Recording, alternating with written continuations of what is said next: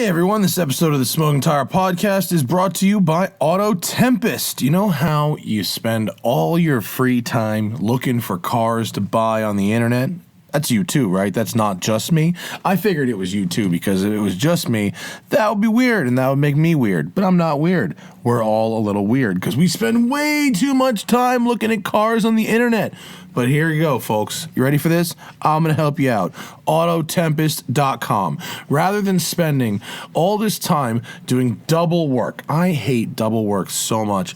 Rather than spending all the time doing double work looking at the same car on a dozen different sites, how about you just go to Autotempest.com and search all the top car listing sites in one place. Sites like Cars.com, eBay Motors, Car Soup, Cars Direct, and more. Then compare those results with AutoTrader and all of Craigslist, folks. Not just your local Craigslist, the national Craigslist. Find the exact car you want for the best price without wasting a ton of your time browsing around at all these different sites, right? Your time is worth something. You're a hard worker. You shouldn't have to do double work to find a car.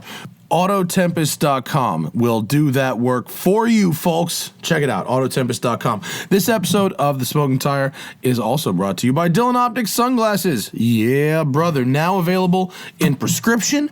We now have women's sizes. If you, I know we're a man-heavy show out there, but if you wanted to get something for your ladies, you can get prescription women's if you want, or prescription men's. There are metal frames, plastic frames, all available with the NIR lens matte finish technology. It doesn't just look cool, folks. It's also really, really easy on the eyes. The glass is really amazing in Dylan. That's what keeps me going back to them. The matte finish is nice, but what keeps me going back to Dylan's is the glass. Go to thesmokingtire.com and click on that Dylan banner under the Partners tab, and I will send you a free Smoking Tire t-shirt with every pair of Dylan's that you buy. And last but not least, Beeline Coffee. I'm drinking it right now. It's delicious. Well, I don't know if I can legally say nutritious, but it's certainly not bad for you. This is delicious coffee. It's very high-end. It is single origin, micro-batched. The flavor profiles are bang on. In fact, the flavor profiles are written on the bag. I drink Beeline every single day, so much they gave me my own roast, and I'm trying to share that Beeline love with you. Go to BeelineCoffee.com and enter code TST at checkout, and 15% off your entire order, folks. Everything, no matter how big or small, 15% off with code TST at BeelineCoffee.com.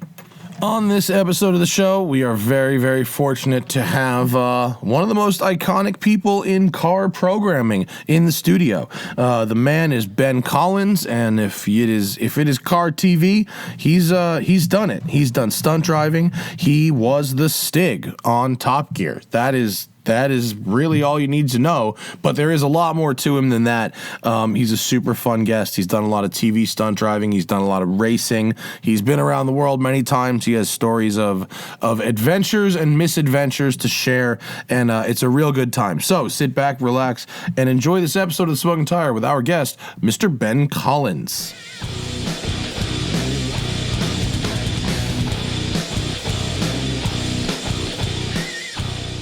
Hello, Smoking Tire Podcast. Welcome. Bienvenue. Third cup of coffee. I should hide the fact, being that we're sponsored by a coffee company, I'm embarrassed of where I got this on the way to the studio today. Give me a coffee. What's for the 100 people? I'm going to give you real coffee. Are you a coffee fan, Ben Collins? Yeah, I love coffee. Forget what's in this cup. Well, I made coffee if you want some. Oh, you did? Yeah. Oh, shit. Should we pause this podcast? Would you like a coffee? Are you sure? No, you carry on. It's good. That's all right. Zach, just leave this angle up and go grab Ben a coffee real quick. Welcome, Ben. Thank you. How are you, sir? Very good. That was an awkward opening to the live stream, but fuck it. Here we are.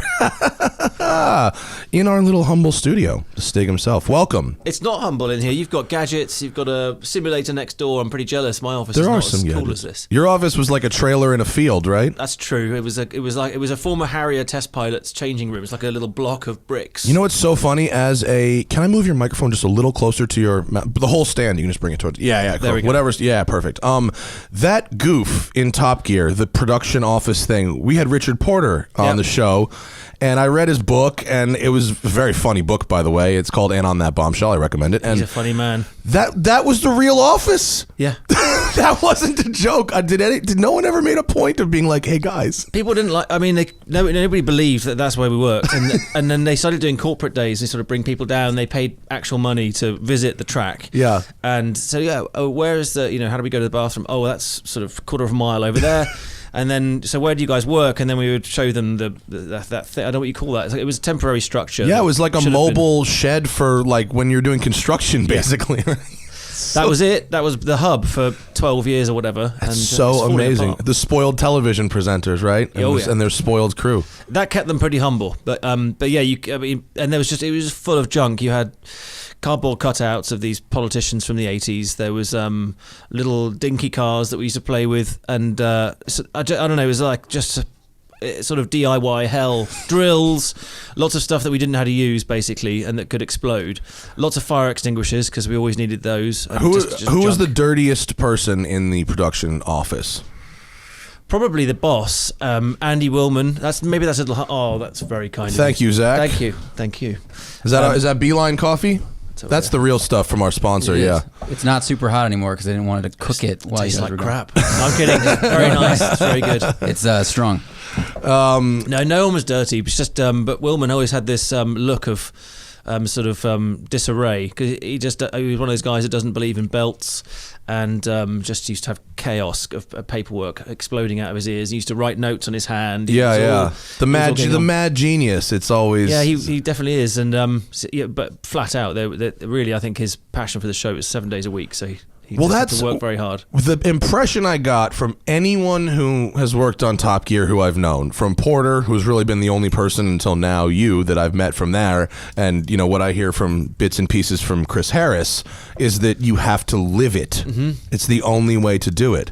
Is that true even if you're not a real person? Well, it seemed to be that way, because you get, what are you doing? You get an 8 o'clock call at night, and they need you at 5 o'clock in the next morning. You're like, oh, okay. Yeah, it's like an on-call job, right? It was on call, yeah, emergency, 999. So either by planning or default, that's just how it is.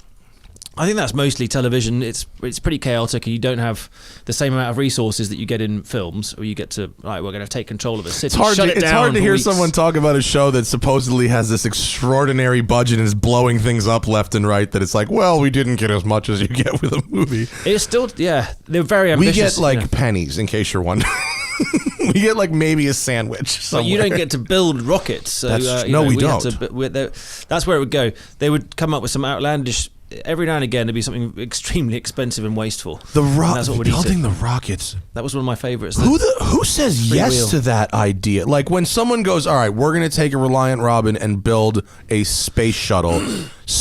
A lot of people have to say yes to that. I think it was their finest work. It was absolutely amazing.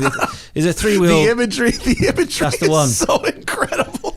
Absolute genius. And the tragedy with that is, I hope I get this story right and I don't malign anybody, but the fact that it took off at all, it didn't just explode on the deck. Oh my God, so absolutely. The rocket's engineering, which obviously was not done by our team. I had nothing to do with this. No, and is even part of the plot. It's real rocket people doing it. Yeah. I remember this film. So real rockets, and then the idea was it was gonna take off. And the actual plan was that it was going to, circumnavigate the track and then land, and it could have done all these things, but the only this always comes down to the cheapest component failed. It did not detach. Yeah. So it went up and then it came straight down, which was tragic. But I don't know if that was more or less dangerous. I would never have really trusted it to. It got so much farther than I would have considered it got. Yeah. It had a pretty legit takeoff too.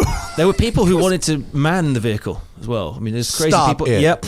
The other one along these lines was the Lillehammer, the Winter Olympics. We had was a mini this time, and the rocket engineers turned up, and the super jumps, the ski jumps, the long jump. Yeah, we went up there, and actually, when you're at the top and you look at the landing area, which is also steep, and they have a runoff where they stop. Right. That looks like a beer mat from the top. It looks tiny, and then all you can see is you realise you're on top of a mountain, and that if you got it wrong, you could fly off and just crash into a city. Yeah, because you could kind of turn into the woods almost, right? Did you drive that thing? Again, no. I'm not mad, and But while I was there watching, and we were there with the camera, we were waiting for hours. It took 8 hours. It took the entire day for them to get their rockets right and all this. And I went up to and they were using this. I think it's a rubber compound or something that they use as the fuel. It's a proper explosion. And this Mini was literally filled with these things. And I then filled with solid fuel. Yeah, and I was looking at the sort of the town and thinking this has got a good chance of going off the end of the ramp and hitting the town. To my view, how did you calculate? I mean, how much thrust does this thing have? And he said, well, in terms of power to weight, it's got roughly twice the thrust of an F-16. So like, this could end this could end badly. So how do you know? Like, I mean, how have you calculated this then that it will land in the place where you want it to land? We're pretty confident that it's going to be, it was all really deadpan, very serious. Yeah. And I thought, this doesn't look serious. This looks like something that was made in a shed. They're so serious everywhere. It's about the jankiest thing. And then the locals, these ballsy people coming up, they're saying, do a bit of rally, from Sweden. That's my Swedish accent. And we want to man the car. We want to drive the car. And who's driving it? Is the STIG driving it? Well, I'm not getting in there. So they wanted to be in, these nutters were going to be in it. Anyway, so then it finally went. And at the moment that it left the ramp, it made this completely natural Millennium Falcon sound, which they recorded. This... And it was just amazing. And it landed exactly where they wanted it and down and crashed into these bales. It's unbelievable. Incredible. People are very smart, but that's ballsy. Very smart. Yeah. I mean, there are plenty of occasions where it didn't work. Did you see, it was in the news like maybe 2-3 days ago, someone just broke the world record in long jump ski on a pair of skis. I missed that. The video, because you're like, as you're describing, there's the landing. Oh Jesus, the landing ramp, and then the square at the bottom where the skier, does a little hockey stop and breaks. Right, this guy lands. When I tell you, it wasn't 10 feet before that thing went flat. Oh really? So they have to redesign these things. He almost outflew the mountain. Who was this? Zach, can you find the long jump skier world record? Where's maybe if from? the video is on Instagram or something and not YouTube. I'm sorry, I just saw. What nationality? Remember? I don't know. Is that a name? Anders. Well, this guy says Stefan Kraft is 253.5. Wow. Is that from like just recently, March 2018? Yeah, 2017. They're amazing people. It was. You can't even walk. I mean, it's so steep. I tried to ski it on shoes and stuff. It's ridiculous. And also the concrete steps that take you up to the top. Mm-hmm. The guys on the the skiers who watch, some of the pros are there, and they're like mountain goats. They can run up and down that, and they're covered in ice. You're getting up like Bambi on ice, and these guys. The long jump skiers walk up that. Yeah. They don't give us a snowmobile tow or something. Well, not on the one we saw. Oh wow! But their legs are like tree trunks. And unbelievable. Mind. What actually on that type of stunt? What would you have been there for? It was a really good question. It was a pretty cool week. I didn't do a great deal. At one point, the STIG was going to do some downhill skiing, and I've skied since I was a kid, so I was like, I should brush up. So I went off and did a day skiing, and that didn't happen. And then there was we had a ski-doo, and they wanted to jump this off the thing. How much ski-dooing have you done, Ben? And I'm like, none. So we got in I can't remember his name, but we got in a top ski-doo rider who jumped this thing towards the moon and landed it. And I think he cased it so hard that it pretty much crushed his testicles on landing. So again, I missed that. So I didn't drive the ski-doo. I didn't drive the Mini. Sounds like you got a nice little vacation. It was a little bit of a holiday. I watched a rocket go, and I'm sure I did something practical out there. But I think that's right. We had some road cars that we filmed. A Jaguar, we were skidding around on the roads, getting some good shots with that. So I was of some use. But yeah, in addition to your capacity as STIG, you did do like standard issue stunt driving and stuff for the hosts as well, right? Yeah. So we would mix it up. The guys are all pretty handy drivers. They've got a lot of experience. But for some of the more wild slides and things like that, we would step in and give them a little help. So that's understandable. I've had to take help. I'm an okay driver, and I've had to take some help too, and it crushes your ego a little bit. Yep. But ultimately, when I see what comes out of what you get with the pro, it's usually better than what I could do even at my best day. Yeah, and usually doesn't take 20 minutes. That's you true. Get it straight away. Yeah. So but I always am like, make sure you get my hands with the counter steer. Yeah. So I was like, occasionally, just a quick cut. Occasionally, you'd see a shot, from maybe a show like a Top Gear where there'd be a lot of this and talking, and then. Okay. Yeah. So you've seen how we make the omelette. I have seen. Yeah. It's a good. Well, but without it, no, it makes the show exciting. I'm not giving you shit. It's just exactly. It's TV. That's what TV is. It does work. I mean, I get regularly humbled, particularly on the Sims. For the last sort of 4-5 years, I've been developing project cars for the you can race it on PlayStation, PC, Xbox, all that stuff. And so we were trying to make the most realistic game ever. And actually, at the beginning, I would be miles away. For the guys are online doing this stuff. They're just so tuned in to how you drive in a simulation environment. And they'll smoke you with a controller.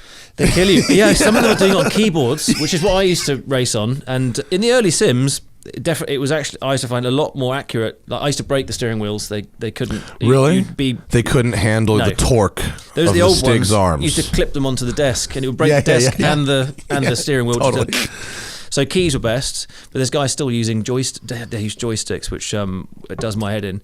But now, as the games have become that much closer to reality, I'm getting better. So because it's become more into my world, I'm getting much closer. But I'm still, the guys who are pro, are on another level, normally at least a second in front, because they just spend so much time, and they're able to anticipate what the processor is doing. But have you ever been in the presence or in the tutelage of someone who was like super good at the video games but had never had a go really in a proper car, and then how they did it?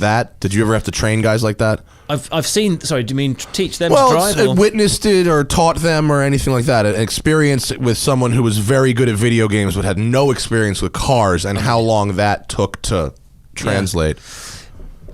No, not exactly. So, but I followed a lot of it because there was the PlayStation Academy took a load of guys through to Lamar, and weirdly, because if you field out enough people and give them something difficult to do, it could be a driving sim, or it could be counting matchsticks, whatever it is that means you've got to be determined and spend hours to perfect a skill.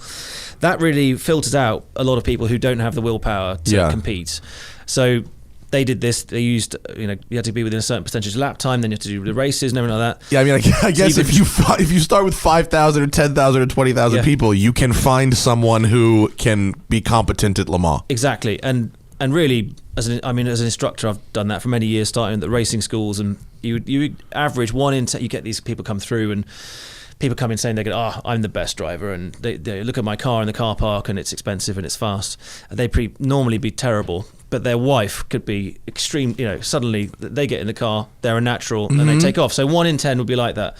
You get a natural that's who can take to it, but it does take probably more than 1 in 100 or 1,000 who's got the real determination to take that skill and go all the way with it. Yeah. Do you've I was reading through your driving resume, because I obviously know your TV work for the most part, but I didn't really I knew you were a racing driver, but I didn't really study it. But I looked at your actual driving resume before. You have an absurd driving resume. You have a driving resume that is so, if you just look at your Wikipedia page, even you have an absurd driving resume. I don't know who writes this stuff. It's British GT, FIA GT, Formula 3, V8 Supercar, Indy Lights. What am I missing? Le Mans. Yeah. Am I missing anything else? A bit of NASCAR. NASCAR I saw, and I saw Special Forces driving instructor. What does that mean? It means someone's got a furtive imagination. Okay, that's made up. We're going to have to edit. And then my favorite thing said that you worked for Scalextric. Yes. I shrunk myself into a really tiny 132 scale, and I got into the little toy cars and raced them. That's what my friends used to tell me. I'm a big slot car nerd. What is Scalextric? Slot cars. Oh, okay. Remember when Brad from 1552 Wheels was here and we nerded out on slot cars for about an hour and a half, and the audience hated it? The best. 132 scale. They got a little electric motor, and then the track's got contact, so the electricity goes through into the little car. And if you make a mistake, they fly off and crash and break and upset your parents. So were you racing in that series, or working with them as a consultant of some kind, or? I needed a job, so this was way back. I wrote to them. This was back in the day, right? Please, can you hire me? And I ended up doing marketing for Scalextric. So it's the original company that designed these things back in I guess the 60s, 70s, and they're beautiful cars and everything. And they look like they look like real cars. Yeah, they've got little tires, they grip, and they've got these days they put magnets in them, which is kind of cheating. They do now? Yeah, that's lame. I geeked out on that, and I developed an unbelievable magnet, so you could make the tightest possible corner and take the fastest car, and you could be 100% throttle everywhere. But it only did 2 laps before the engine exploded, so it had limitations. But I really enjoyed that. It was great, and we messed around with the handling, and I used to go out getting crazy licenses, and one of the funniest was we did the Simpsons, so we had Homer and Bart on skateboards. Oh, cool. So and that did really well, but it was a really cool experience, and the detail, because they would, in the end we were getting the CAD design from racing teams, so we'd go to Lola or one of the F1 teams, and they would share the design data for the car, so you could scale it down, and then put our motor in, and off it went. So that's cool. Super realistic. Yeah, that probably at the time, like before you were into that world, it'd be like, wow, we have inside knowledge. It was cool. Yeah, it was good. When I was a kid, I raced those Group 7, the wing cars. They were like the 1/24th scale, with the arrow, and they would go like 100 miles an hour. Jeez, have you ever seen these things? No, the Aero actually worked on them? Oh, fuck yeah, dude. Can you pull up, Zach, a Group 7 Aero slot car? Dude, they don't even look like cars. It's so, yeah, there. In the images, the dark blue background there with that top left corner. So that is a car, and that's the wings. And that would go, when I say 100 miles an hour, I mean real miles an hour. I've got to say, I'm sorry to be rude, but it doesn't really look like a car. It doesn't. It's like something that holds toilet tissue. In fact, it's very funny. It technically has front wheels, although they're underneath the body. You can't see them at all. And there's these little wisps of plastic. Yeah, amazing. The chassis weighs like 4 grams. Yeah. And the engine spins at, I think, 28,000 RPM. And they have downforce. So that's really like... It's just an engineering exercise, and what would you make that would go the fastest? The fastest way around a slot car track, period. Right. So looks like that Porsche 918 at Spa. If we get to like robot driving, they'll just design something like this instead of having it shaped for a human. Yeah. Weird. Yeah. Have you seen Robo Race yet? I've seen Robo Race. I want to race the Robo Race. They have one that a human can drive. Yeah. They have a chassis with a powertrain, but that's set up for a human driver. I've seen that as kind of like a Le Mans car, the mule that they use. Yeah. So yes, I mean, it's so ridiculous. It's a fascinating thing. I mean, when they get to this stage, that it's going to be a long time before they can challenge a human. They've got the very, very bold statements, and that really it's going to be a long time, because the hardest thing for these robots to do, or AI, let's call it what they are, is to anticipate, and particularly with the tire. The tire is like a living thing, and we're intuitive creatures, and we're able to think ahead, and we do a couple of runs, and we start to load and anticipate. And the biggest power we have as humans is our imagination. Yeah. So we can imagine how something will unfold, or you can imagine what the grip of a tire will be. And that's just something that you can't build into AI yet. I mean, I'm sure that they'll, strategically, so things like, not belittling chess, I mean, I'm useless at chess, but something like that, where there are limited outcomes, and you can make a decision, and away you go. A lot of if-thens, thousands and thousands of if-thens. Yeah, but this is very different, and I got in one of the first self-driving cars in 2005. BMW had an M3. The track trainer. Right? Yeah, where you would set a lap and it remembered it, and then it would repeat that? Yeah. I went in that thing. It was fucking scary. It was scary because it gives up. So they ran at 75% of the speed. I showed it where to go, and it copied it. It was impressive, and it zipped along and braked and steered and everything. And then the German engineers were there, and I said, come on, can we push it up to 85? Oh, no, this is as fast as we want to go.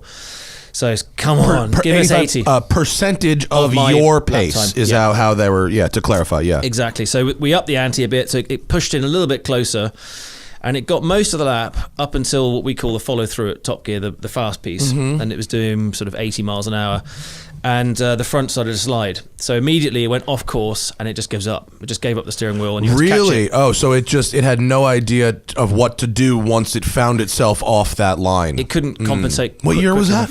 2005. So I went in this one in 2011, which must have been a developed version of this. It was an E90 335 maybe. Yeah. And I did it at Laguna. Oh, wow. So going through the corkscrew, and they said it would do 90% of the recorded pace, and it was one of the Joey Hand, or it was a real driver who'd set the pace, and that was the deal, and it ran like a 2:08 around Laguna Seca by itself. So how many seconds off of Hand was it?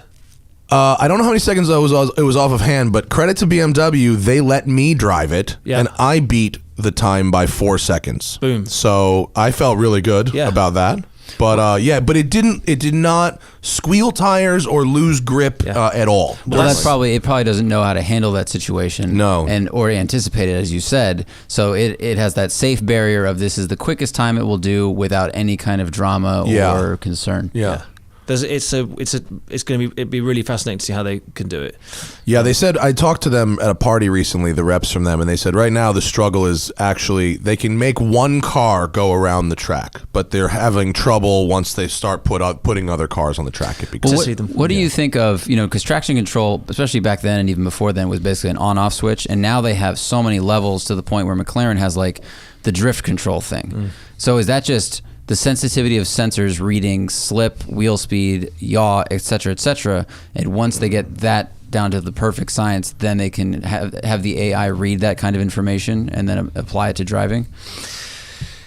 It's a good one, because in fact, if they use a lot of the traction control systems, it shouldn't be that hard for the AI to go a lot quicker, because if they start to lose front grip, it can tweak. Oh God, let me get this right. Rear inside braking, maybe. Yeah. Or the front.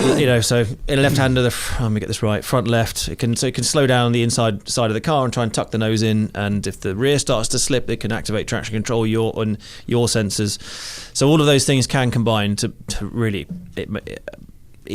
Frustratingly, I did a lap once in the snow and ice, and I thought this would never be quicker with the traction control on, so I turned it off.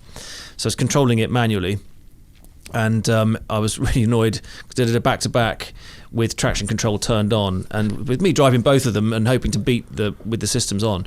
And in that situation, it was actually quicker with the traction on, which was they were identical. Sorry, pretty much identical within a tenth. So there wasn't much in it. Good for the traction control system. Yeah, it was a Bentley. It was really good. Oh, I remember this was his Bentley versus Ferrari F12 in the snow, maybe. Different shoot, same car, but yeah, this was on a Polish not F12, TV show. FF.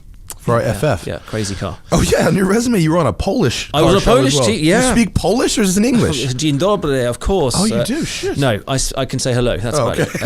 I can swear. The camera team taught me to swear pretty effectively. Perfect. But yeah, no, great time. It was called Automaniac on TVN Turbo, which was a lot of fun. Did 3 years with those mad guys. Yeah, what's it like making TV in Poland? It's great. Yeah? You've got to resist the temptation to drink vodka in the evenings. But my God, the guys were great fun. We have things like GoPros. You get used to seeing suction cups stuck in the windscreen, and they video what you're saying and doing in the car. It's just not how they do it. There's always a man. So they have suction cups and stuff to stabilize the camera, but there'll be a guy It's a guy suction cupped to the car. He's suction cupped in, he's like this, and you do some I'm like, so what do you want to do? They go, yes, now make the fastest lap you can. Piotr he's gonna stay in the passenger seat with you. I'm like, really? Is he belted in? It's like, if you insist. So he puts a belt on, and then we went, and I did a couple of laps or something, and then he says, stop. Opens the door, he pukes his guts out, closes the door, and we go, carry on. Bless him. Dude. Brave dudes. A lot of fun. You couldn't convince them that some level of automation was probably okay in this. They used to get cool stuff. I mean, they can't. Yeah, human beings are useful. So he'd be like pulling rack focuses. Yeah. While you're, really? Getting quirky shots, doing all that stuff. Oh, okay. You can't just get by pressing go. If he wasn't just a riding mechanic and he was actually doing shit, that's cool. He was real deal. But that's so wild. Yeah. Do you prefer being you? Or do you like the being able to hide?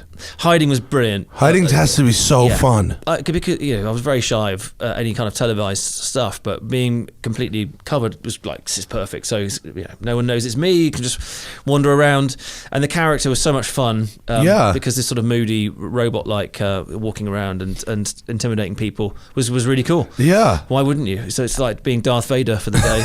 How much of that character came from them and then from you? Because it definitely had a personality to it that was really well written with the setups and the jokes really well written.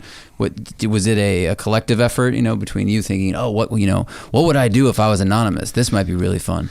I mean, the thought was created by Clarkson and Willman. Jeremy, the host, the science of that is thing. so smart that, I mean, no offense that just racing drivers shouldn't talk. It's a very funny. It's kind of rude. It's fucking rude, but it's so true 99% of the time. So that was it. I mean, Ben just walks right past that guy. Yeah. No, dude, you come on, you fucking know you're around these people a lot. You know most racing drivers, as good as they are, shouldn't be television presenters. Fair, yeah, most. That's fair. Screw you. Most. But, no, you're right. I mean, in the old days, they were allowed to say, you could say whatever you liked. Now, it's so corporate. They line these dudes up and they're like, how was the qualifying session? And you're like, falling asleep. And the only one that's Kimmy's great. He kind of he knows what he can't say that much, and it's killing the sport actually, because even in NASCAR now, their PR representatives, it's not the good old boys that used to see who fought through they've all fought through the ranks, but proper. But they used to physically fight through the ranks. Yeah, they used to actually fight each other. Exactly, and it's just become too corporate, and it's not enough sport, and it's too bland. So yes, Clarkson's view was, we need someone who's a professional, but don't let him speak, and so we'll cover him up and make him a mute, so that it was effective. It's a very funny bit, but then it invites physical comedy. It invites gestures and shade. A lot of shade gets thrown by someone who can't speak. Yeah, they didn't want you to talk, but they'd run up straight away. How does the car handle? What's it like? They want to know. So then you give them the soundbite and off they go. It was great fun. I mean, we didn't. There wasn't a great deal of planning of what's the STIG going to do today. Which just we'd go and do stuff. And I used to love the outward bound. Obviously, the track stuff's what it's all about. But there was one. Basically, I was there as a filler, and we went to Blackpool. So the presenters were racing from Germany, but it was more of a fuel consumption thing. I remember that one. I remember this one. Yeah, Jaguar diesel. Yeah. And he had to turn the lights on for some festival, right? For Blackpool Illuminations, which is yeah. a big deal if you're from there. And obviously they had to get from Germany to England on one tank. So anyone looking at that on paper, like, they're going to run out of fuel. It's actually that's very difficult. Very hard. Yeah. And they all took different routes, and amazingly, I think they all made it, or maybe James May didn't make it. All right, that show is dead and buried. Was that legit, the fuel thing? Oh, One of them did like 900 miles. They did it. They didn't fake that. They didn't? Well, I got sent to go and play on the the merry-go-round and the roller coasters for the day, going to a magic show, had my palm read, all this sort of stuff. And there's no script, you just wander about. It wasn't hard, is it? But we came up with the occasional gag, as you do, just on the hoof. And well, so then the character does have your personality, because presumably they don't need to have the racing driver do that. They could put a PA in the same suit and have him get those shots, but somebody somewhere said we need Ben's take on this. Thankfully, because I had a great time. I got to turn on the lights. Someone threw their knickers at me. It was a grand day out. We were up there on the stage, like with the rock bands and stuff, and I felt I'd arrived. It was a lot of fun. And there was that. We wandered around London on another one of those adventures. So, I guess there was an element of just being quirky and coming up with stuff as you went. And then you go back in the shed and you come out and you're completely invisible again, which is fucking great. It's so nice. It was antisocial, because so I'd go to work and quickly realised, obviously, being anonymous, if that was broken, I'd lose the job. And I loved the work, so I was, very careful. So I used to cover up with a balaclava on the way into the track so that you couldn't see who it was. And like you'd arrive in your car and you'd put a ski mask on before even showing up. Which was probably pretty scary for people, especially these days. You might not get let in. What's the paparazzi situation out there? Is that so far that they don't, camp out by Top Gear? Surely there was a bounty of some kind to figure out who the STIG was. There wasn't much of that, but I anticipated that there would be. And so after a couple of years, the interest in it grew, and it was actually in the top 10 searches of Google. But it was... It was more important than what is the meaning of life, who is the STIG, it's more asked, but it was just behind, am I pregnant? So it wasn't that important. There were bigger things to consider. I mean, someone's priorities, the priorities of humanity, I think, are in order there. Great. But they got pretty serious with the camera, and they have a thing that apparently they use it to flash photography through skirts, so they can. Of course they do. It can go through material. It's that bright. Whoa. It just literally you can get enough backlight to sort of expose things. Hilarious. And I remember this thing going off, and it was blinding, and it was like 30 meters away. It was one of these big lights when we were walking around in the streets. And sure enough, the next day it managed to get through the visor, so you could see the eyes. And wow, they're like, he has eyes. He has eyes. And my wife saw it, and obviously I had told her that I was doing the job, and she said, "Oh, it is Damon Hill then." I'm like, what? That's great. So I thought, okay, well, I'm safe. There you go. But how dare she? That's unbelievable. So the mask stayed on all day.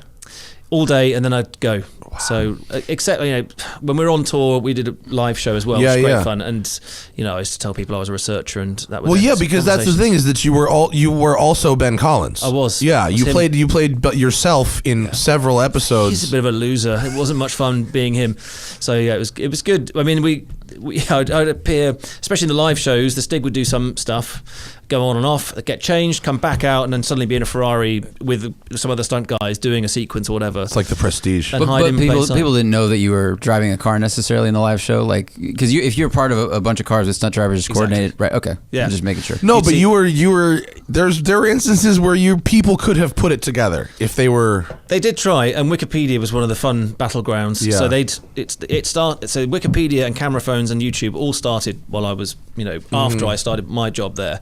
And people started putting in, and this, we change it, and they'd and we change it back. So it was one of those running battles. And I remember doing an interview, which I thought at the time was a bad idea, with this Dutch TV presenter. And we did it in 2003, so literally within my first month of being there, and I thought, this is not good. And it then came onto YouTube years later, and people then twigged the voice. Yeah. So it did. The anonymity started to sort of fade away, and ultimately, that's in the end is why I thought it was time to go. Yeah, so it was the game was up. Yeah, I mean it's pretty good. It's a pretty good run for that game, though. Great, I mean, 8 years. I thought that's a good secret 1 or 2 years to have max. kept. Yeah, yeah, a lot of fun. Yeah, good cat and mouse.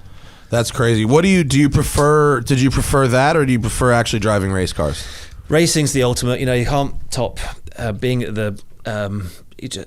The competitive nature of that, just producing the best lap time you can, getting your best performances, and that feeling when you win with a team of people around you is that you can't top it. So yeah, but unfortunately it's bloody expensive and it's very hard. Racing. I mean, I've been very fortunate. I think I've raced sort of 17, 18 years. It's become ever more expensive and harder to stay at that level. So I'd still love to go back to Le Mans and win it. I've never won it. It's really frustrating. I've done it 4 times. We nearly won it in 2010, and we should have had it, and the turbo broke 3 times, and we kept dropping back. We finished 4th, but having been so close, it's always, if you're with a good team, with good teammates, and you can win it, there's probably 3, 4, 5 teams in the same position, but the mechanical failure is what tends to determine it. Yeah. So it's harsh. So yeah, racing is the ultimate, but very lucky to have done other stuff, films, TV, and they're different. And actually, you can enjoy it in a different way. So the racing is much more of a sort of selfish thrill you get, but the teamwork in movies and hanging out with a group of people, you're all collaborating and not against each other, is completely different, but a lot of fun. I've met a couple stunt people. They worked on the Fast and the Furious movies, and I met them up at like a track thing. They all seem like like all their Instagram posts, they're just super stoked on life. Yeah. And it's all, like you said, a collective effort. Like, oh, look at so-and-so who got this shot while the arm is moving through traffic over these cars. And it's just, and then you get to see what all the elements that went together and how it all, and then the end result is really cool. Yeah, exactly. I mean, they're amazing. The Fast and Furious, I worked on Fast 6, so I got to work with the American stunt team there. And was that which one? What happens in 6? I'm trying to, so many. Is that the dragging the safe through the city? There's a car chase. Yeah. There's no. The safe was in 5. I think. That's 5. Is this the world's longest runway? 6. Yes. The runway that lasts 35 minutes. What are you saying? Well, there's Cuba in the beginning, right? I think so. They put up a video on Instagram just the other day of it was crazy. It was like a Cayenne making a really tight pass in a tight street, and they were chasing motorcycles. So the arm went over a car they passed, and I saw the distance that there was in the gap between that car and the parked cars, and I was like, a Cayenne just fit through there, and it was pretty tight. Yep. It was really cool. It was like Jay from 1X Stunts and Jeff Groff. I don't know. You probably, there's probably like 400 people working on that thing, but yeah, but they've got. Not only they've got a whole great team, but they've been doing it for so long. And Andy Gill is the stunt coordinator on those, and so I've grown up on watching him on TV because he was doing the stunt driving on Knight Rider. So, okay. And I met him like, wow. You know, it's just they've done so much stuff going back from the 80s through. Some of those OG guys where it's like, oh, you were everybody. You drove for everybody. Yeah. We just I was just watching someone film an unbelievably complex sequence. The guys driving the Cayennes and stuff are really impressive too. The tracking cars with the cameras. Oh yeah. They're next level. Yeah. And they shave these things. So you've got these big, powerful camera cars, like it's a Cayenne or a Mercedes, whatever, with the arm on the top and a big crane. Mm-hmm. And these things weigh a ton. So when you, I mean, I've driven these as well. And when the crane operates, so there's you driving, you've got a guy pulling focus on the camera that's on the end of the crane, you've got a crane operator. All three of you are working in sync. Sometimes even more, right? So yeah, I've seen it with teams of 5. I've seen one with 5 guys on it. Yeah. Well, so there's the 3 operating the equipment, plus then you got a director shouting in their ear and do this, go there, whoa, what are you doing? But they're able to fly these things, and when the crane turns, it affects the car. So whichever way the crane goes, it wants to twist the car in the other direction. So it's a real team effort. And then also when you're flying around, obviously on a big open runway like that, there's not much for the thing to hit except the vehicle. You start doing on tight, twisty roads with Armco, telegraph poles, wires, cars moving in both directions. There's a lot you can get wrong, and the counterweight as well. So the camera might be swinging to the right, but the counterweight goes out to the left, hits the cliffside. It's all going on. We were on a shoot, and one of the arm operator actually, we watched it happen. It's wild. The Cayenne took a turn too hard, chasing Mr. Harris. On 2 wheels. Got way up on 2 wheels, and the arm operator swung the arm around, then it brought the truck back down. It was wild. It's a good operator. Yeah. Amazing. Very good. He was the guy who was like sitting sideways in the trunk. Yeah. You know? Yeah. There's these poor dudes. What do you have a favorite kind of stunt driving? Like, are you like sliding, or do you like tight stuff, or I don't know, crazy braking, or?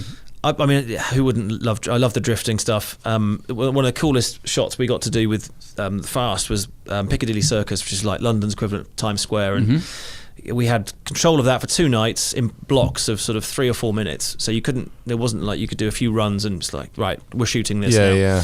And we had limited time, so we just sort of scrolled through the different camera positions, and we got to slide these 2 cars around that, 60, 70 miles an hour through the streets that I know, really well. Yeah. And you think, like, you have permission I'm here today. doing this. Yeah, you're allowed to do it. It's great. You got the keys. Really cool. That's what Ken always says, Block, about doing the Gymkhana stuff. It's like, he's like, man, he's like, LA freeways. He's like, you shut them down, you slide them. Yep. That's crazy. Yeah, like, it's an amazing feeling because it doesn't feel right, but it's mine for the time you've got it. And Lamar is like that.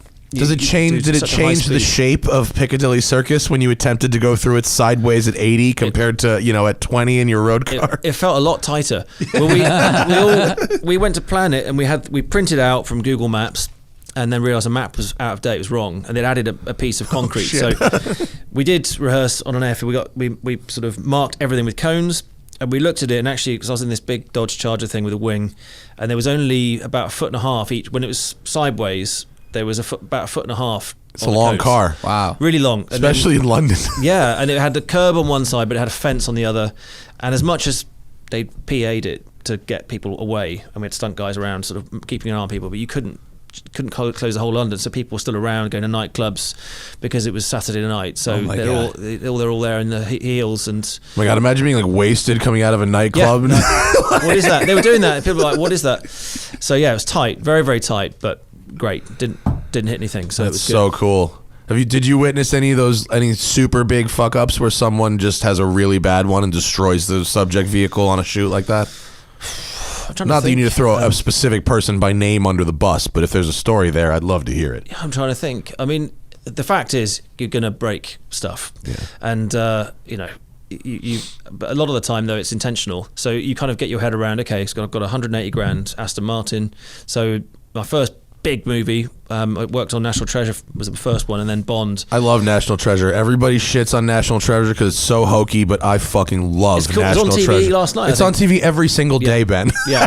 Okay. Didn't realize that. It is here. We should say it is here. It's a good film. It's fun. I love National Treasure 1 and 2. I don't give a shit what anybody says. Yeah, it's good.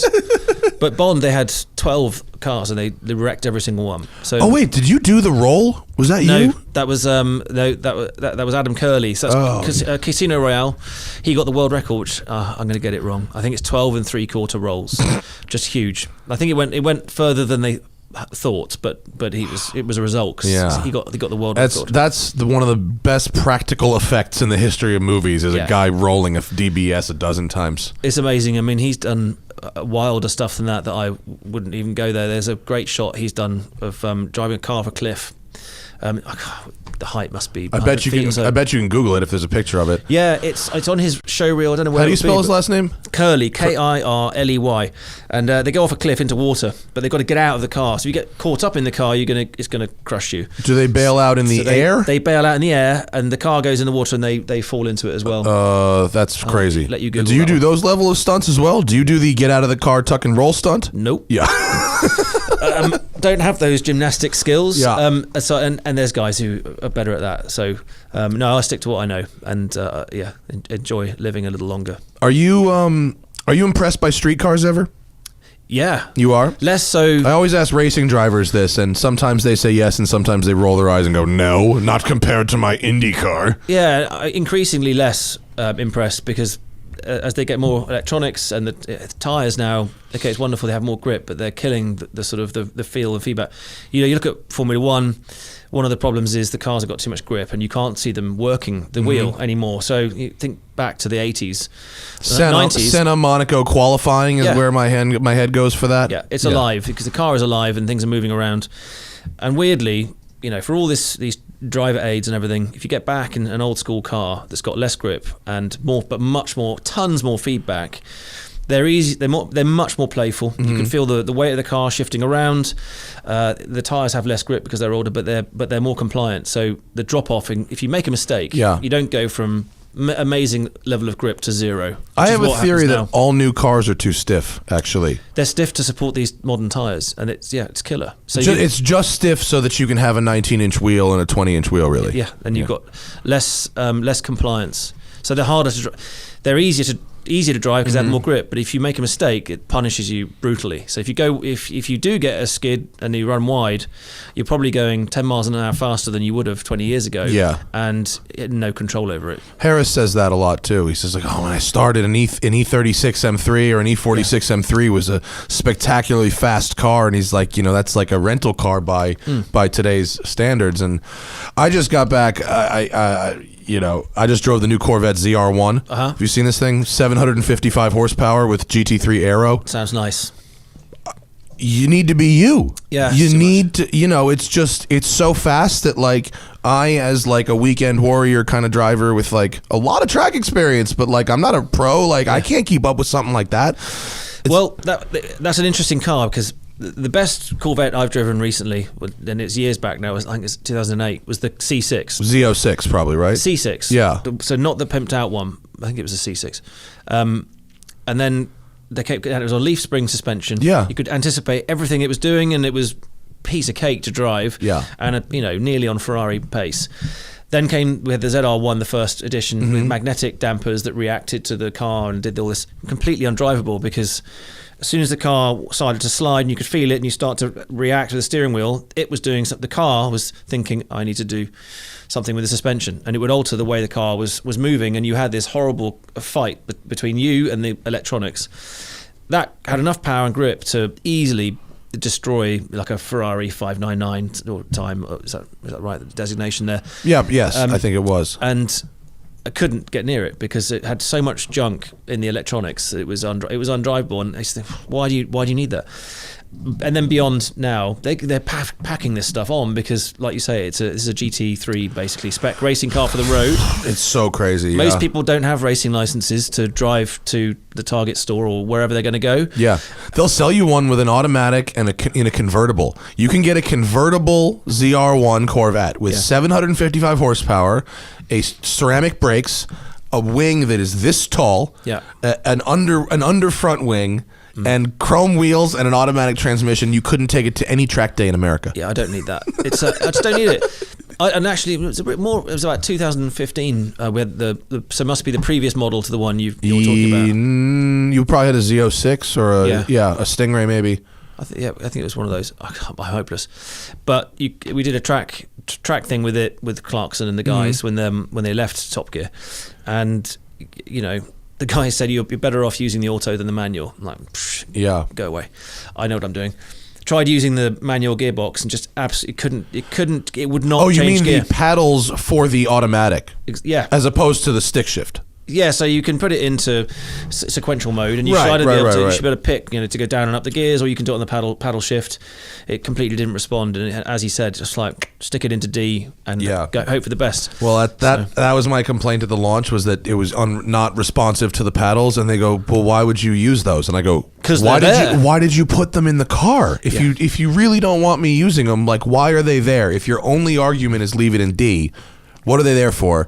And if I want the car to do everything, like, why am I buying a 750 horsepower rear wheel drive Corvette? You know what I mean? I'll go buy an NSX if it wants me to do everything. You don't need it. My thinking is, post 2010, things just start to go downhill, and there's a lot to be said for picking something that, whatever you want to call it, a modern classic. Do you have your own sports car, parentheses? I finally do. What do you like to drive? I've got a 911 Turbo from 2010, so it's got a manual gearbox and a handbrake that you pull on, not a button that 997 Turbo. rolls you down the hill. It's a good choice. I love it. It's a great bit of kit. Yeah. It's does everything. Have you had it since 2010? No, Okay. This has taken me a long time to finally find it, but mostly to afford it. So now I have it, and that's me done. I'm locked in. That should last a very long time, that car. It better. It's hopefully going to outlive me. I'm not buying another one. Yeah, that's a good car for everything. It is. It's amazing. You can fit stuff in it. I can put the kids in the back and terrify them. There's just about enough room for a couple of years till they grow legs. I just rewatched Clarkson's review of that car with the like kind of teal blue one he did, and when it kind of convinced him of how good they were, because he hates them. Second gear, like 40 to 60 in 1 second. That bit when he talks about it, but that's a great looking car. Before they were growing, now they're very big. But it's still a nice shape. It still looks like the same lights as today and stuff. But see the one today, they just ran 6 under 7 minutes in the GT3 RS, the Nürburgring, 6:54. Right. I don't tend to pay any attention to that stuff. To me, it's kind of pointless. How will you decide how to get out of your garage if you don't know the car has set a Nürburgring record? Who cares? Ben, what are you doing? I agree. Who cares? But if the racing driver doesn't care, I mean, is your opinion that it depends? The driver is such a huge factor there that it's irrelevant, or why are you? Who cares? It's completely meaningless. So that means it's the stiffest car on the best new tire. It's just it's a racing record. What about your irrelevant. laps? What about your Top Gear test track laps? Are those meaningless as well? Yeah, they are. Really? No, shit. There's the headline. It wasn't for a while. Like with supercars, I think it's interesting, but they've become hypercars. Yeah, and they are. I completely admire the technology and everything that goes into it. One of the, I felt. We had the Bugatti Veyron that went round, and I sort of felt sorry. The first one that came round was a private car, but Bugatti wouldn't give us a car, probably because they knew it would not perform especially well, because it's very heavy.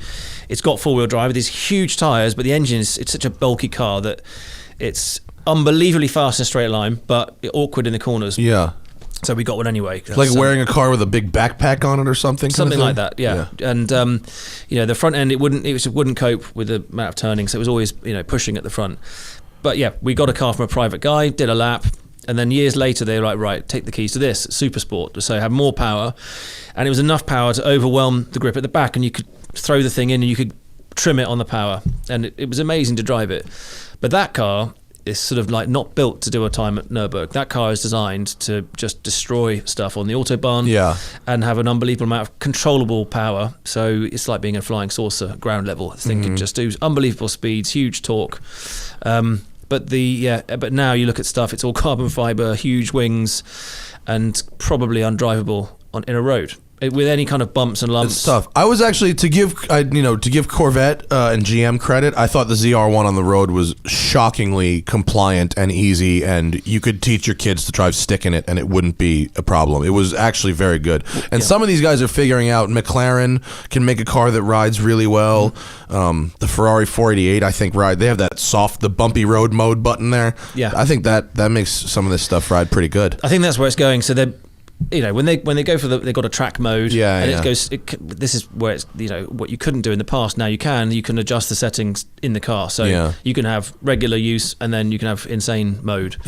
But yeah, to get the lap records, it means going race car, which is usually horrendous on a road situation. Does it make you happy when you go drive a car and you give feedback and they change the car and bring it back and it's better? Do you get a satisfaction out of that? Yeah, I mean that's the Koenigsegg wing comes to mind, right? That was good.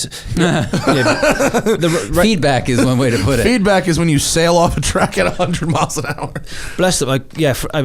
What was amazing for that role was, the likes of Ferrari, where that is so much in their DNA.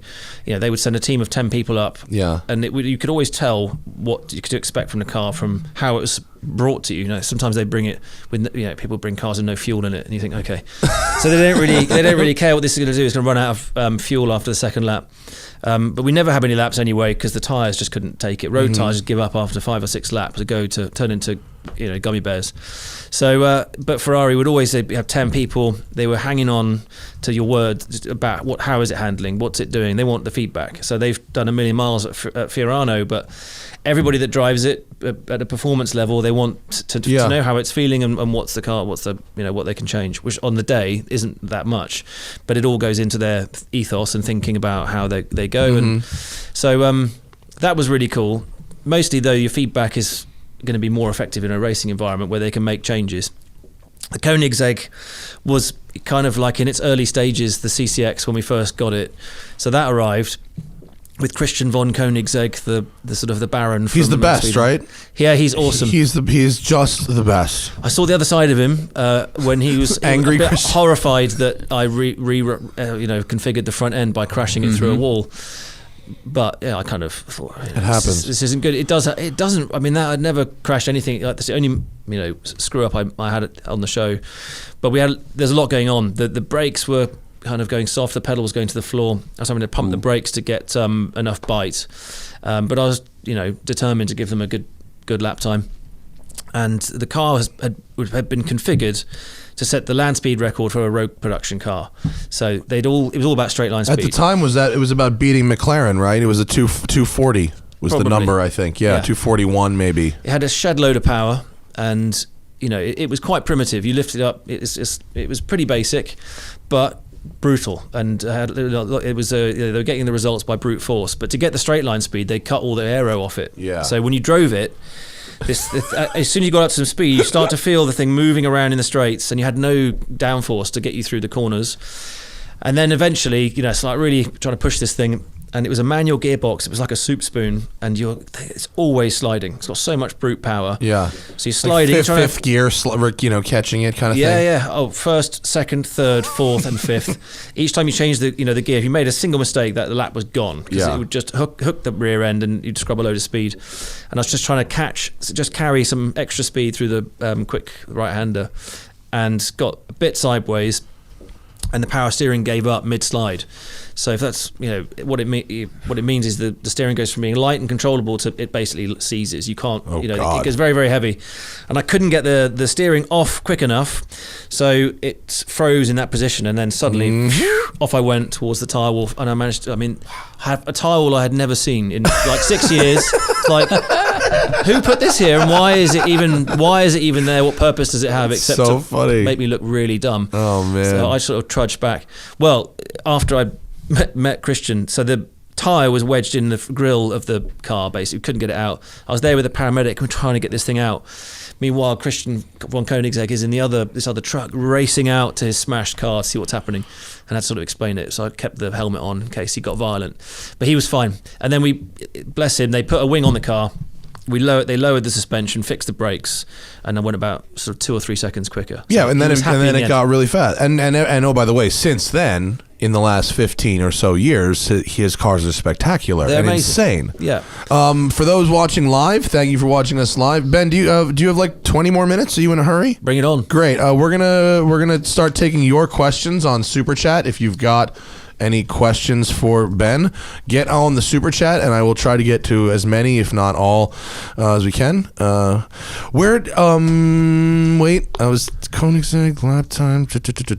As far as that track, Dunsfold, I think from a TV perspective, how nice to have an airfield that you can do fourth gear slides everywhere without hitting stuff. But They say they're going to bulldoze it and build condos or something. Are you sad about that, or you had enough laps? They do. That's what they do with airfields. It's a shame because they're great. There's a lot of history there. It's where they developed the vertical takeoff and landing Harrier jump jet, which is now iconic. American military has it as well.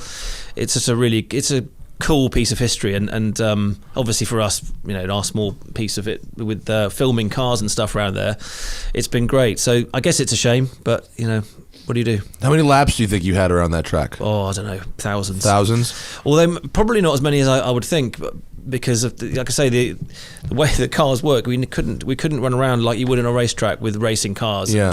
and go just through limited time. By consumables. Exactly, but quite a few. Yeah, a lot of good times sliding and terrifying the camera teams. But not because they're hard as nails.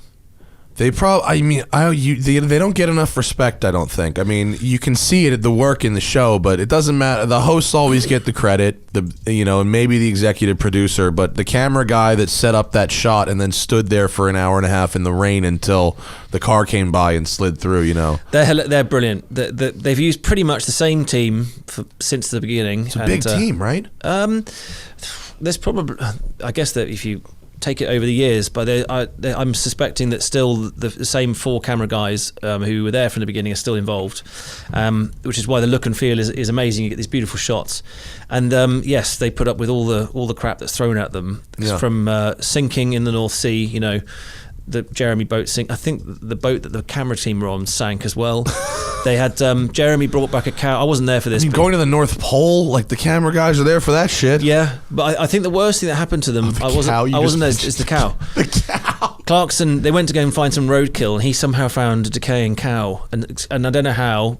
He obviously must have had some help. Got it on the roof of his car. Yeah, you need like a backhoe or something. Yeah, and he brought the cow back, but had either forgotten or missed the fact that all the cameras kit was in the back, so all their batteries, the video, the whole deal, some of the cameras were in the back, all loaded up, and this cow was leaking through the ceiling because it was an old crap. It was an old lemon he was driving, and this liquid oozed through, covered there, and they said the smell was how he was able to drive this. But that's Jeremy's like, this is a good shot, I'm going to get it.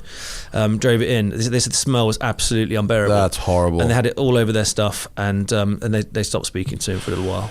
It's amazing when you go back and consider like the specials and stuff, like the host, the film crew, like the amount of physical abuse that was endured to make some of that shit. They used to beat us. Is that what you mean?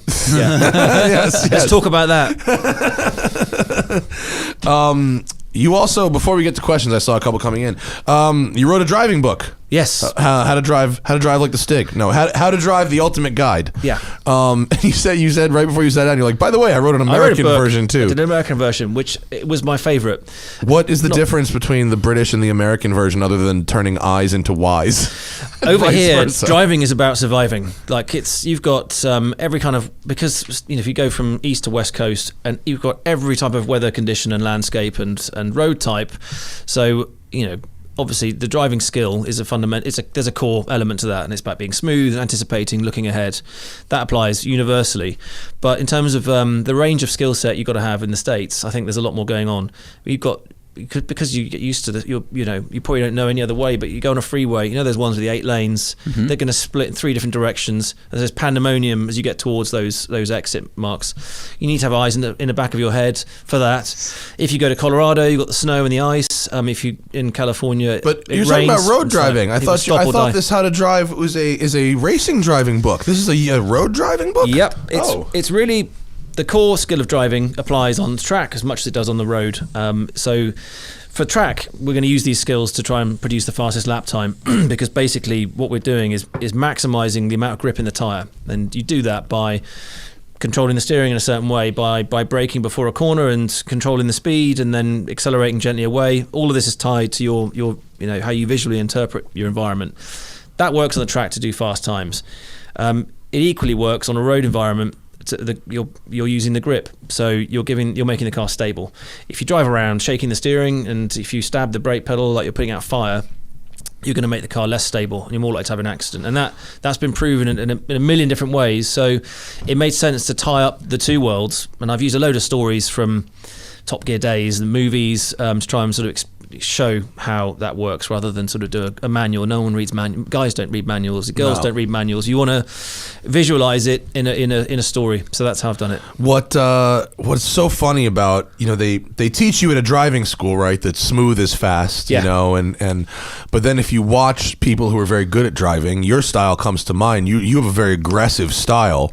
When we see, at least when I see you driving Streetcars, for laps on Top Gear, you wrestle with the wheel a lot. You're heavy on the throttle. You get oversteer at high G moments and stuff like that.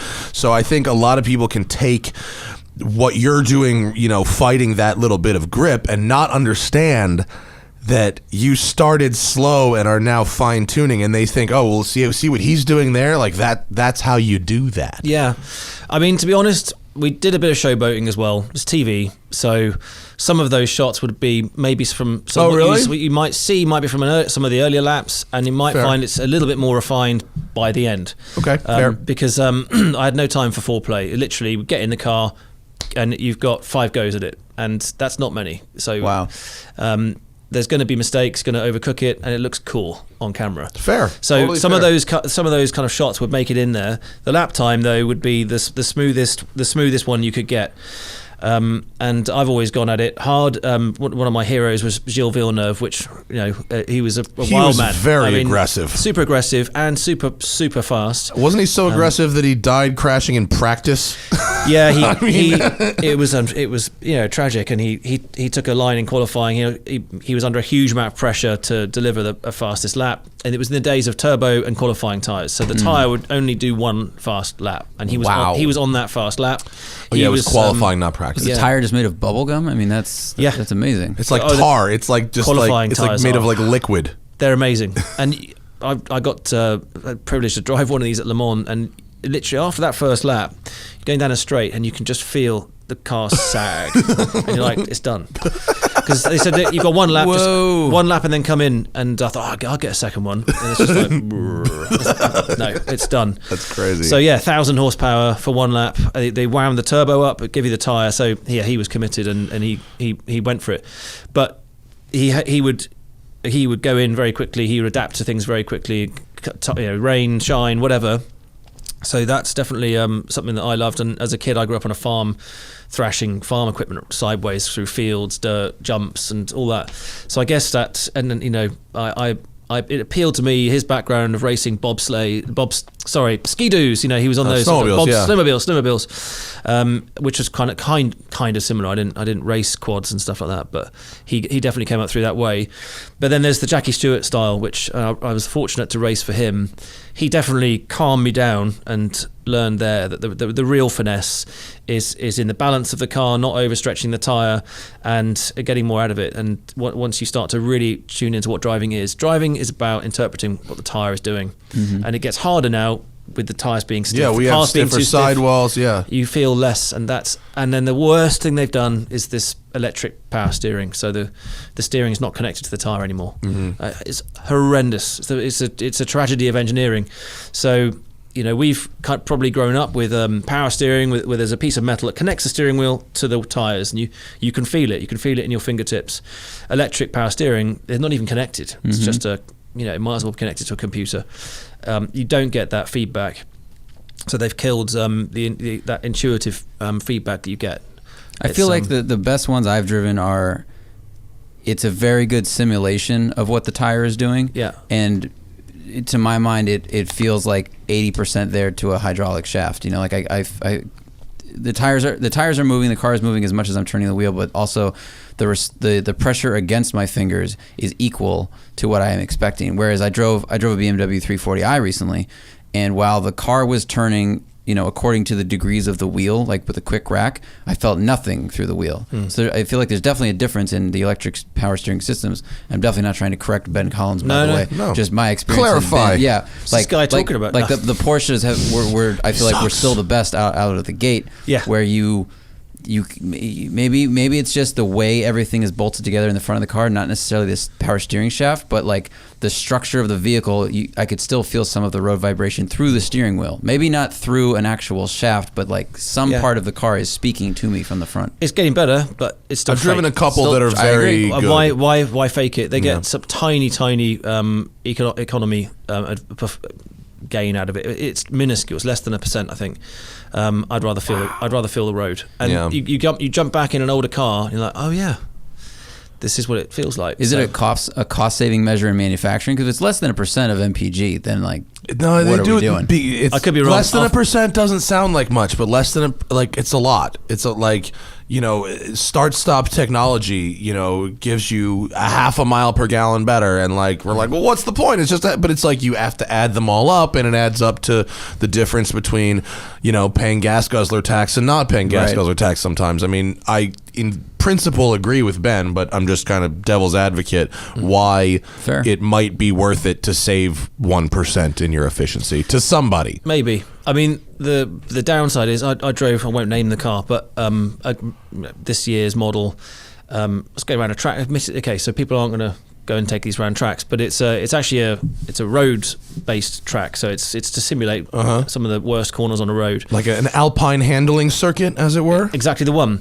And I was only aware that the car was leaving the road when my eyes told me, and had nothing in the steering wheel at all. It was completely dead. So it was a front wheel drive car, and it's like, oh wow, I'm going off. I've got to hit the brakes and do some correction. And you didn't get that shudder? Nothing. It's completely numb. Yeah. So yeah, okay, I get that we're all chasing. We don't want to be squirting CO2 in the air. We don't want to be burning more fuel than you need to. You want to be as energy efficient as you can. But I don't see that it can ever be as good as the real thing. Let us have a hydraulic steering, and how about we regulate diesel cargo ships? Yes, Maybe a little bit. No, just slightly. Just a little regulation on those, and whatever we'll it is, take our hydraulic steering. 85% of it. Yeah. So what's your favorite old slow car fast then? What? You're you're the ultimate in feedback and fun. Yeah. In the ways that Ben Collins finds driving fun. I've just been playing. I've been working on a TV show called Curfew that comes out next year, and in that there's can't say what it's in it. Whoa. Oh, all right. I was about to. Don't get yourself in trouble. About to get in trouble. Okay, there's some cool cars in that. What else? So we have a thing we talk about slow cars fast. It's sometimes it's more fun to drive something with 120 or 200 horsepower because you get to floor it. You get to experience all that. Oh, I'm pushing this to its edge versus you drive a Corvette Grand Sport on a curvy road and you're probably at 70%. So do you have a car that sticks in your mind as that is one of my favorite cars to drive, even though it costs $2,000 or it's slow? Yeah. I think there's loads, pretty much anything from the 80s. Yeah. Rear-wheel drive with the V8 or V12 or, there's crazy stuff they used to throw in these things. So, what's one in particular? Let's see, 80s V8 rear-wheel, like my Mustang. Mustangs are cool. They're very, they're very primitive. I have one, I know. They're so roly-poly. They're so soft. So not that one. Actually, I was trying to, what did I get? I'm not going to argue this one now. What have you got? Which one do you have? I have a Mustang that has a full chassis build, and it's an 88 Mustang with a 2004 Cobra chassis underneath it. And it's independent rear suspension, and it's been widened, and I run 295 tires at all four corners. Wow. There's right there, that picture. That's it. Oh, she's a beaut. Yeah, that'll do, right? I almost brought it today, but then I was like, that's if great. If Ben is Ubering to the studio, I'm not showing off my did. car. So that's pretty good. We run 295s at all four corners there. That is sweet. So you have a Cobra rack, right? I have a Cobra steering rack. Yes. So I drove that Terminator this week, and the steering, I think I have driven your car once, but the steering in that car was like pretty numb, kind of what we were talking about. Like the turning and handling was good, but you think that's numb? You should have seen how the steering was when I bought this car. No, the getting rid of the numbness has to do with the bushings, the wider wheels and the tires and all that kind of stuff. There's nothing you can do. That's just the best of what was available for this car. Gotcha. Yeah. That's amazing. Yeah. Have you driven the GT350R? Fuck yeah. That's my jam right there. That's the honeypot. I'm a fan of that one. But you don't even need. So I guess the this sound. is more a It's just modern, the sound. modern version. But the GT, the standard Mustang that came out, I think it was 2015. Yeah. That is so much value for what Hell yeah. what you can do, and it's got a handbrake, it's got a manual shift, you can just do what you like. Yeah, and all you got to do is the Ford Racing springs and Coney yellow shocks, and it's like you're good to go. For what track? Yeah, because that car is set up, the Mustang just out of the box is set up, it rides great on really bumpy tarmac, but if you're going at it pretty hard, the body moves on the wheels a little, just for me, just a little more than you want to, but Ford Racing sells a really affordable set of shocks and a really conservative set of springs that won't ruin the ride, but it will really improve the handling if you're going to track days. Very cool. Yeah. Well, that's good. But that's not $2,000. But there's a car we had in the UK called the Capri. Yeah. Which is a rusty old nail now mostly, but it was rear wheel drive. It was very un-British, and those things are pretty rad. And if you lock the diff up, or if it's got an LSD in it, they're a lot of fun. It's tidy. They look fun. I love the shape of them too. They look cool. A real fun car. If we'd had Knight Rider in the UK, that's what he would have driven that probably for sure. Yeah. We got some questions from the audience for Ben, I think, before we. Indeed, we'll start at the top. Can you read them from there? Do you want me to read them? Joseph. I can't read your last name. I'm sorry. Joseph K. Dream car, TVR, Tuscan, Caterham. Should I? Which? Easy choice there. So my most hated car is the TVR. The Tuscan, the most hated car. Yeah, they're dreadful. It looks so cool. I've never even seen one in person. Only seen pictures of one. Yeah, they look good. Yeah. And actually, there's a race version of the Tuscan, which is a complete beast, and they are rad and they're fun if you like frightening yourself. But it's your most hated car. They're unreliable. They are beguiling to drive. Like you go, I'll brake here. That should be early enough. And then and you're in the ditch. And you go, oh, what happened? So I don't like but the Caterham is like hand in a glove. They're amazing fun. But if you're over 6 foot tall. Yeah, I tried to drive a Caterham. It was rough. You know, I drove the Fat American version too. It's like the Caterham SV or something, which is supposed to be, instead of SV, it should be called the FA. It's like the fat ass Caterham where they make it wider. It was tough though. But what about this? What about TVR Tuscan and you're not Ben Collins and you're never going to a racetrack? What about as a 6/10 road car? Terrible. Still terrible. Okay, yeah, fair. It just can unseat you. It's like it's like an angry horse. They were just really fast and loud and look cool, I think. Because, I mean, the Top Gear reviews them were always like, this is damn exciting and we're hauling fucking ass. And then they break or they come to get sold to another person by the end of the show or something like that. They have changes ownership before the end of the series. And they have weird stuff like the door handle is under the wing mirror. Like you walk up to it and you go, how do I get in? And then how do I get out? Remember the McLaren wavy hand? I haven't seen that, no. The MP4 12C, when the first MP4 12C McLaren came out, it didn't have a door handle. You waved your hand in the scoop. So it looks like some sort of military thing. Really, you go up to it and people think, oh, he's a Mason or he's something else. It's so dumb. Okay, well, weird. I think that solves that one. So if Joseph is moderately sized, get a Caterham. Cool. Discuss, is that BH? Discuss wheel and tire options for 70s or 80s cars with limited OEM tire size options. This is a hard one. Cruising around versus performance. No hot boy shit. No hot boy shit, Ben. No. These are tough actually because they're older cars, especially like smaller cars, minis and shit like that. Like I had a DeLorean. I'm embarrassed to say, but that's great. You can't get one. I had one. I sold it. Yeah. Why you sell it?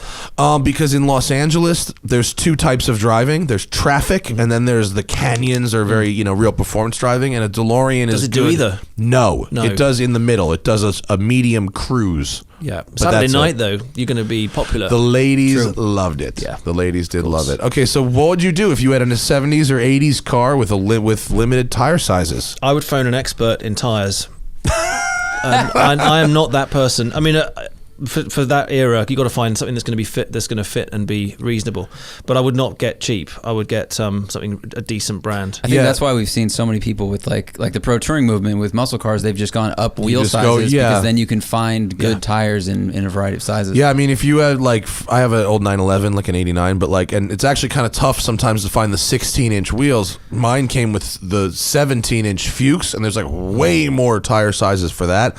On the other hand, where you have a problem is you can buy race tires in 13s and you can buy cheap, shitty economy tires in 13s. It's that medium Canyon Carver sport tire that nobody makes in those sizes. True. The interesting thing with the older cars, particularly some of the front-wheel drive stuff from Europe, like the Peugeot, the old hot hatches, Like 206 and all that stuff. and particularly like 205 GTI, which is a wicked little thing. So back in the day, you turn it in, it would slide at the rear, and you'd be driving the corner through the passenger window on those old tires. Now, when you put that on a modern tire, which because the grip level now is so much more advanced, that totally hooks up that car and makes it a completely different beast. Do you think it improves it, or do you think it makes it less fun because you're not getting that rotation that you might want? It's improved. They were Larry back then, so it's all down to balance. I mean, you can ruin a Ferrari if you put the wrong tires on it. So we did it back to back with two different types of tire. I won't shame the manufacturer, but the difference between one of them, it had permanent understeer. You could never feel the front end, and you feel it even on a road, not pushing too hard. You'd feel the front was vague. Change tires, completely different car. So you've got this great. Why would you put crap tires on a decent car or any car? So the more premium tires last longer. They get better fuel efficiency, but they handle well. So yeah, I would say get to an expert and go for one of the good brands, not one of the rubbish ones. Yeah. I completely agree. Get good tires. You can't brag about them on a forum, but it makes a big fucking difference. Huge difference. Like the noise in the car, driving, I mean, everything. Yeah, it changes huge a lot. difference. And Yeah. obviously, I think people forget. You guys know, of course, but it's like it affects acceleration, stopping, and cornering. Like it's the best mod you can do that will change all of those things. You don't need anything else. Stopping's important when you need to. Let's see. I mean, someone wants just funny stories with James Ridden. I appreciate your question, but that just funny stories is a little general. Specificity is amazing. Specificity helps. If you come back with a specific question, I'm happy to get to it. I'm going to work on that one. Okay, we'll think about it because you probably have a bunch, but you could just have a go-to. I think what inexpensive cars over the years has surprised you the most with better than you expected? Where have you gotten in a car and went, wow, I didn't think much of this, but this is excellent? Yeah, well, I suppose it's the same car with two different manufacturers. So there's the Alfa Romeo 8C. I'll probably get the title wrong. I think it's the same car basically as a Maserati GT. It sort of is. Yeah. Yes. One handles amazingly. The other one is like a complete dog. And so... Which one is it? Well, so the Alpha sounds amazing, looks gorgeous, and you fire it up, like tickle the throttle, and it's rasping sound, and it's absolutely wonderful until you set off in it, and then it's really amazingly the handling. I remember a lot of this when I drove it. Well, you're lucky. That's all it was. And if you break into a corner and you suddenly the thing wants to swap ends, the weight's completely uncontrolled, and it was really bizarre. I was amazed that it was that bad, and then jumped to the GT. And completely same car, but set up differently, and is wonderful. So it's balanced, sounds good. Was it a setup with the 8C? Because you're crushing my dream right now. Was it a suspension setup like a geometry problem or a spring problem, or is it just I don't know? It's fucked. They might have been like, they put the transmission only in the left rear corner, and so now the weight's all over there, and you can't change it. Alpha, the brand of unanswered questions. Yeah, to me, it felt the front was too soft. Getting too boring and technical. No. Go ahead. It just it's didn't fine. It had no roll control, so like whatever they did, either with the spring or with the roll bar, but basically supported the car and completely and was balanced. So it could have been something very simple. Okay. I'm not sure that's the question that was asked, but to okay. quote Lloyd Christmas, you're saying The there's question a is chance. a car that's better than expected, not completely trash the Alpha 8C. The GT was better than expected. Oh, the Maserati GT, yes. I thought it was going to be junk because I knew it was the same car, and it was surprisingly pretty perfect. What about an inexpensive car that was better than expected? What are they? You did say Peugeot 205 on modern tires. Oh, they're great. Yeah. I would go. I mean, for an entry level car. Yeah. We have a Ford Fiesta. Do you have? Yeah, that? the ST. Yeah, Fiesta STs. That's it's great. Yeah. The turning circle That is is great. unbelievable, and it's so easy to drive. And we're talking about old school handling, where you can feel It leans. it leans a bit. It's supported, but it leans a bit. It's like, oh right, this is happening. That's Yeah. why I thought it was more fun than the Mini, like the JCW, which corners Oh, the flatter Fiesta for is damn more sure, fun, but yeah. the Fiesta is more playful. I have a Focus RS right now, and the Fiesta ST was actually more fun than the Okay. Focus RS. There The you go. Focus RS is faster for sure, but the Fiesta is more playful and fun. Yeah. And we tuned ours up a little bit. We had one, and it was making 240 horsepower at the wheels. It was awesome. I hope your insurer likes that too. It would blow the tires off third gear. It was great. Very serious. Do you get Skodas out here as well? No, we don't. do not. No, we only get Volkswagen, Audi. We don't get their weird. What country is Skoda from? From Russia. Yeah. No, Czech? Russia? Czech. It's Russia? Sorry. Czech? We'll probably get Check. them soon. is it from? If it's Czech. We're going to get them soon. Just right after we'll get their elections, then we're going to get... I thought they were from, where are they? Are they I think it's Czech. I think it's Czech. Okay, thank you for that. It's good to learn stuff. I think. If I'm wrong, we're going to hear it pretty soon. Does Ben have plans for returning to Lamar? What are your thoughts on the current state of the WEC? Yes, I want to go back to Le Mans. I had a great season in WEC a few years ago, and are you a race fan if you're not in the car? no, I have to hide from it. I am a fan, and so it's. I mean, what was great to see the other day was they took the Le Mans prototype and smashed the Formula One. Holy record at shit! Spa. Did you see that? Yeah. That didn't look real. That's the speed. It was crazy. It's one. I mean, Le Mans is for me is the best race in the world because it's you've got every kind of technology going into it. The hybrid. Yeah, so that side of it's fascinating. How they use different drivetrains, the different power systems, and you can feel the real world application to this stuff.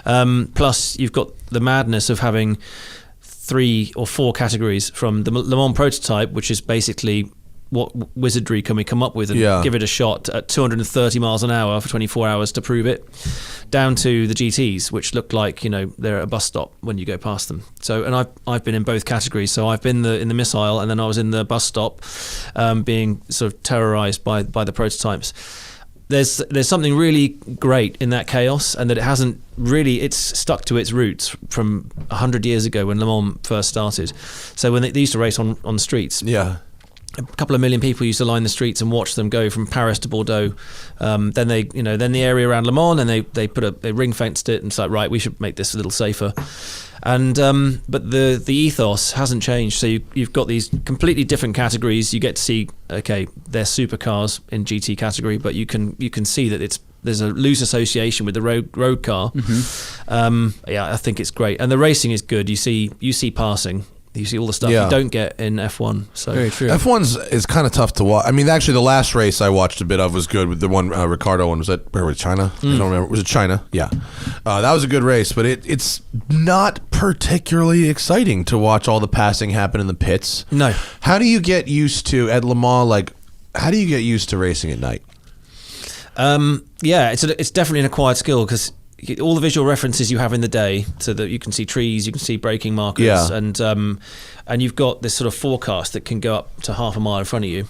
All that's gone. You only see what the lights light up. Sometimes there's obviously the parts of the track are lit, but you have to relearn new markers. So unless you've got to realise that quite quickly, because you've got to learn them quite quickly. The first time you went out at night in a very fast car, were you as scared as I was the first time I went out at night in a very slow car? I mean, possibly not. No. Well, I mean, to me, I went on VIR the first time ever at night, and VIR, if you've never been there, is the darkest place. Okay, there are no lights at all anywhere on the track, except for right in front of the pit road, and even those lights don't even actually project onto the track. No, they're for pit. They're for the and pits. They're not good. Right. And so, it was just fucking scary to drive that fast and not have visual references. Yeah, you need to basically the commitment level is higher because you've got to really believe what you're doing and where you're putting the car. So, and the placement is important. That cars handle differently because in the colder temperatures the tires work differently. So the car's different, not just what you see, but it's how it's behaving is different. But ultimately, they can, if it's dry, the car will go quicker. Yeah. So there's the part of you that's like, because there's 3 of you in the car, they're your friends, but they also, you want to put a time on them. So you're thinking, and the best time to be in the car is sort of between 4 and 8 in the morning. That's the shift Chris took on that shoot, and he set the team's fastest lap, and he kind of was like, he was a little cheeky because he knew he was going to get out there early in the morning and it was going to be slower because cars would break at night or people went to sleep, and he'd have cold air, and then he came in and handed it to Lee at like noon, and he was like, let's see what you can do, racing car driver. And it was very unfortunate. Which car was this in? We were doing for we make a very budget version of Top Gear in America, and we were doing a cheap car endurance race, 24-hour race, like they did in the Top Gear episode. Yep. And instead of having you as our substitute awesome hot shoe, we had a guy named Lee Keane, who was a GT car champion here in the States, and very, very fast. Nice. But you made him cry by beating his time. Chris Harris beat his time. Yeah. I did not. He is faster than me. But Chris is very competitive. There's our piece of shit. This is before we painted it. I couldn't. Oh, this is a video. This circuit is amazing. Oh, there's Harris. I don't know if we'll get in trouble because Because this is on Facebook, right? Do you guys not believe in Nomex? Go ahead, Matt. This was not during the race. This was on the practice day. Harris was just shaking the car down in this particular thing. But yeah, E30 at VIR. That's cool. But as you can see in that video, not a light. not a light anywhere. It looks pretty light though, because this is the daytime. Yes, because the daytime. Do you actually get? Do you practice at night? Yeah, you do. You do get a bit of that, and you can kill that, Zach.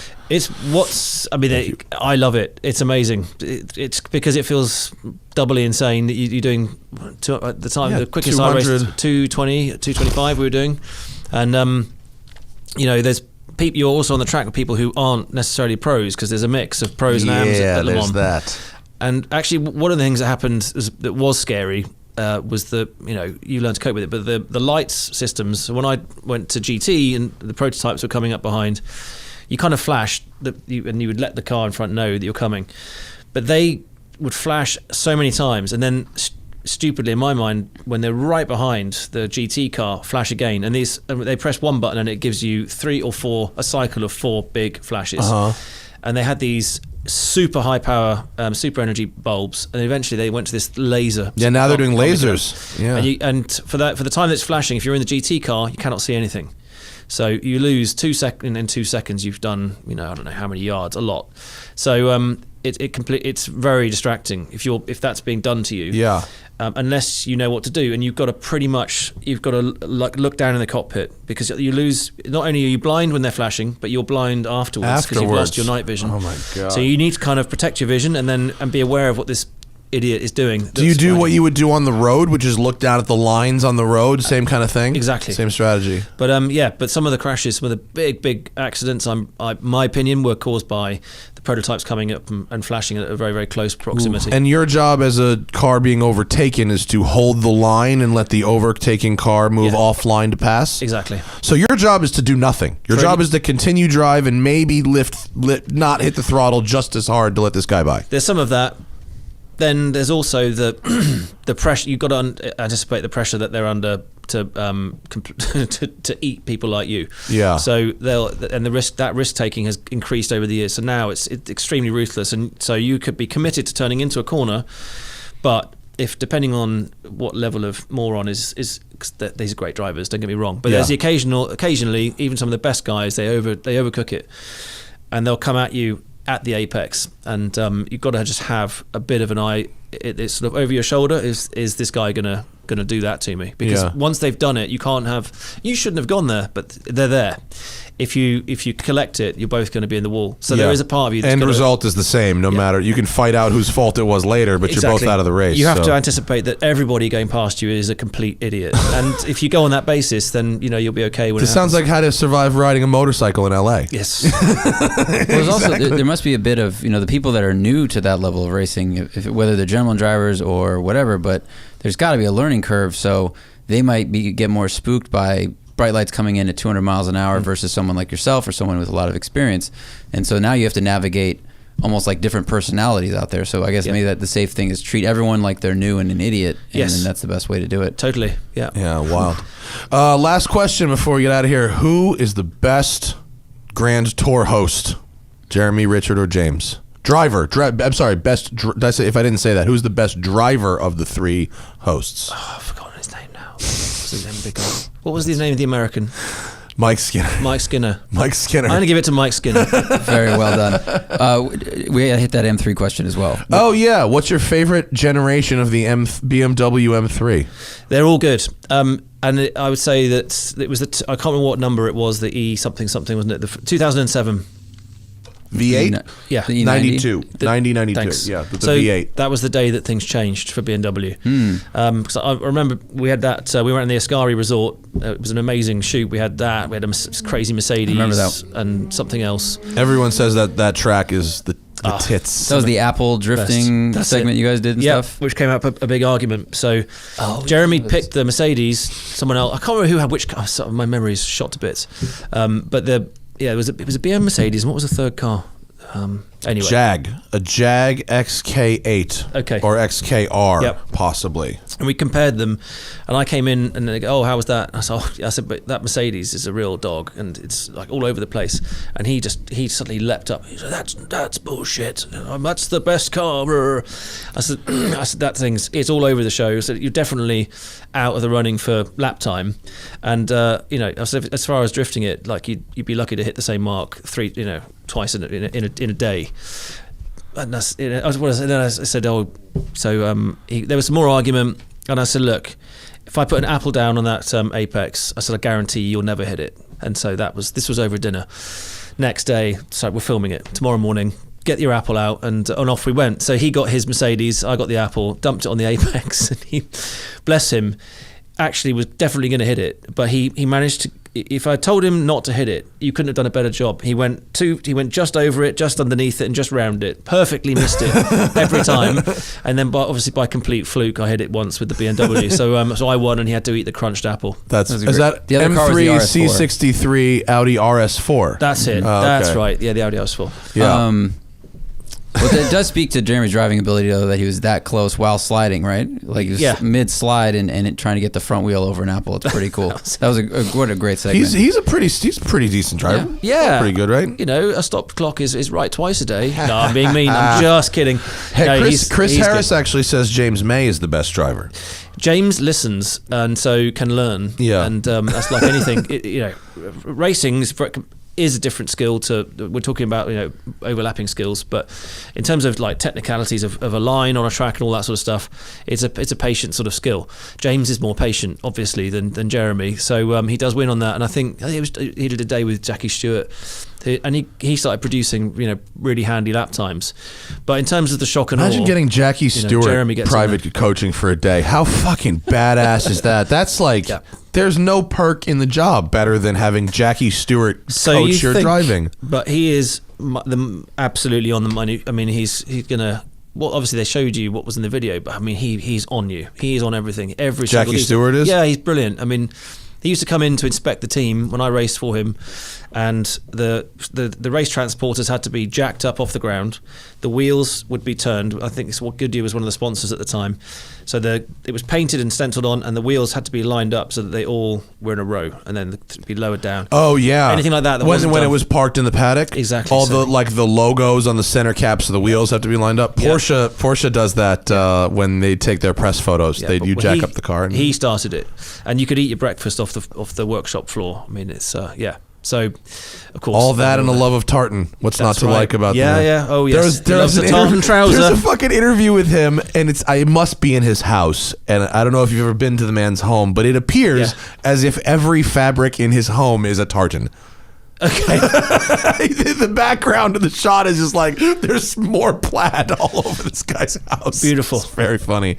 Well, Ben, thank you for coming in. I appreciate your time, man. That was a great show. I hope all of you on the live show loved that. Thanks for joining. Thank you for your questions. Thank you for your contributions.